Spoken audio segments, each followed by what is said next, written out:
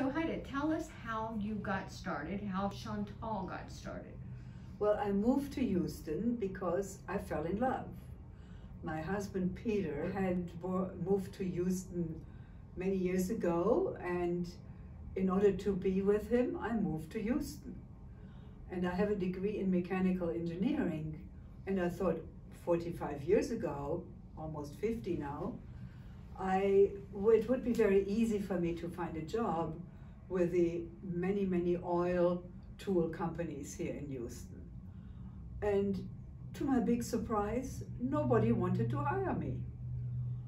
So I thought, well, I love to cook, and the daily chore of cooking I thought should be made much more fun with beautiful cookware.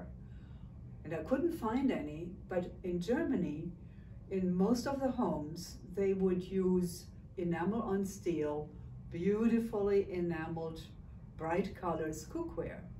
So I went to the German-American Chamber of Commerce here in Houston, and they gave me the names of 3 enameling factories in Germany.